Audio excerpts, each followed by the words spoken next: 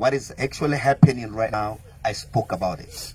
Everything you see, I spoke about it. Because I don't have a TV station, because I'm just in Molapowabojang, I was not regarded. If I was somebody with a TV station or somebody driving a better car, maybe you would know.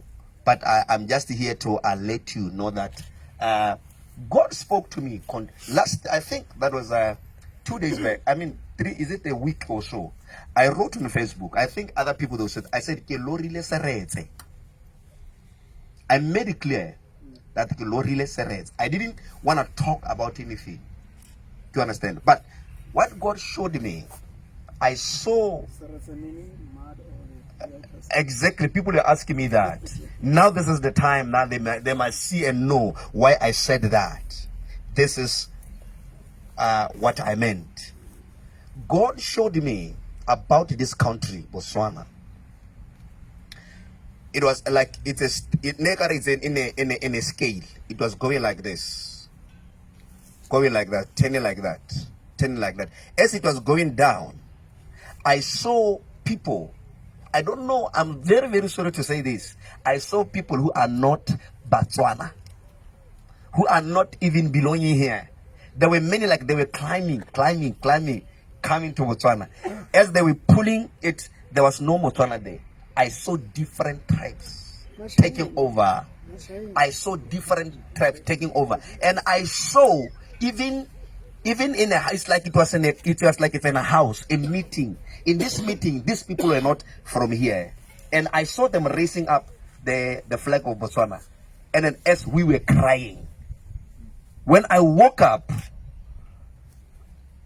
I didn't cry. When I woke up, I just asked God, and then eventually, then I got my sleep again, and then God showed me our first president, Seretse Khama. I saw him. He was walking, and as he was walking, it's like he was playing a radio. And that radio it was Fasileno La Rona. That's when I saw a lot of people from the other side. That's when I started to see my president. I started to see flowers. I wasn't even aware that today I would see him holding a flower. I didn't even know that until I received a call yesterday. Hallelujah. And let us pray for this nation. Let us pray that, people who are leaders, I'm very, very sorry to say this thing, to all people out there, please have a heart of forgiving. Have a heart of forgiving like our former president.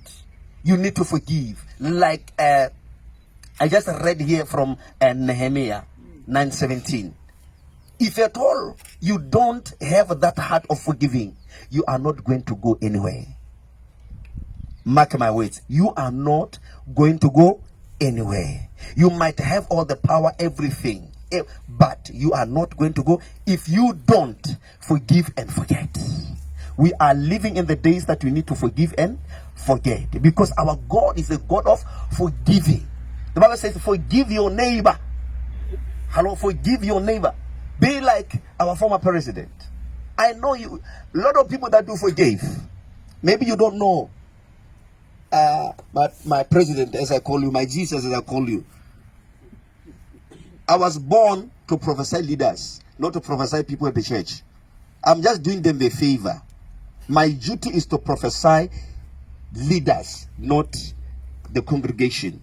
That's my duty. Hallelujah. The people who were at prison, the one you forgive. Others are in my church, they are pastors. They are doing a good job. They are doing a good job. Because every time they talk about, they ask me, why can't you meet him? Why can't you meet him? I say, don't worry, the time will come. When the right time comes, God will direct me like this right time. I'm going to tell them, tonight we are having a crusade in Molapowabojang Community Hall.